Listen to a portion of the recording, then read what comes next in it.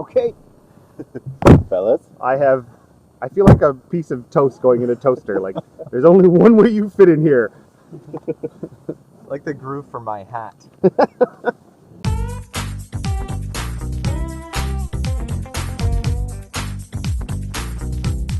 This is four guys in a car in the 2013 Cadillac ATS.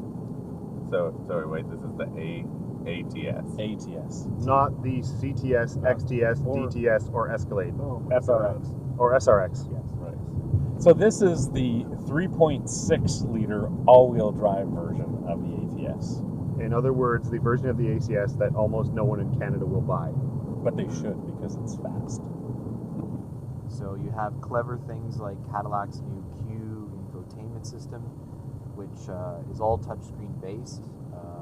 With haptic feedback. Oh yeah, it buzzes when you touch it. It kind of like pokes back at you. I guess the closest analog would be Ford Sync. Is this better than Ford Sync? I like this a lot better than Sync. And with the voice activation, you don't have to know any special commands or menu trees or anything like that. You simply talk to the system. All right, talk to the system. What do I want it to do? Put it on a radio. Command, please. Play XM backspin. Backspin explicit lyrics. XM. All right. There we are. Is it I've actually- got the audio muted. Would you like me to turn it on? Please. Let's. Oh yeah, It works. those lyrics are It's super really hard to dance in explicit. the backseat of this car. The design and materials inside are very, very good. Lots of leather or faux leather. Lots of nice stitching everywhere. Some of the panel gaps and fitments could be a little bit better. A little tighter. Michael and I were laughing this morning because we noticed that my door handle rattles more than his door handle.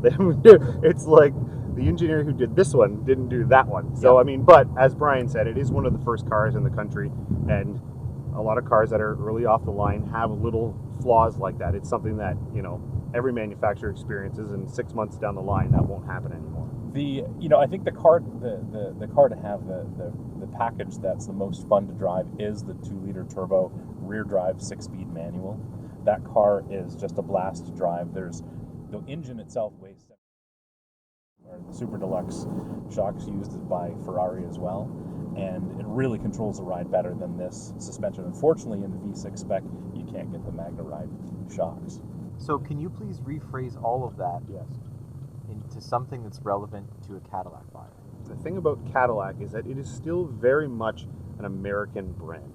The BMW, Mercedes-Benz, Audi, even though they're German companies, it's a very global badge. No matter where you are in the world, a BMW means something if you drive one.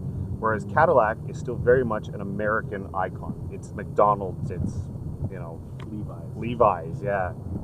And I mean, I hand it to Cadillac for building probably their best ever sedan. Mm-hmm.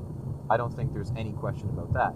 It's just, if you're a couple tenths better than a BMW or Mercedes, you're still benchmarking those cars. Whereas BMW and Mercedes, they cannot replicate the old school Cadillac because they don't have that heritage. Would you buy it over a C-Class, a 3 Series, an Audi A4, an Infiniti G, the Lexus IS, I guess, to some extent? But the point is that it's the first time that I would ever test drive a Cadillac at the same time I would test drive a BMW and an Audi and a Mercedes. I think that's saying a lot right there. And that is saying a lot. I mean, it's like Caddy's in the game now. They're part of the big leagues. They stepped up with this car. So where does the ATS start price-wise?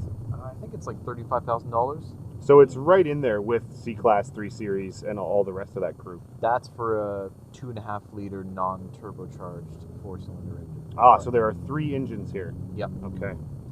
And then it's, about $1,500 more for the 2-liter turbo? Yeah. And then a lot more for the V6. Yes. That's one of the things I noticed with the spec sheet on this when I glanced at it, was that this car, as equipped, is just under $60,000, I think. That's quite a bit of money for a Cadillac. Up until about the mid 70s, they sold a ton of Cadillacs. And they were big and cushy, and they had the plush seats and everything else, and you could put 3 people across, and you put your friends in the back, and you could put a whole party boat jacuzzi in the trunk, and they were awesome. You knew what you were going to get.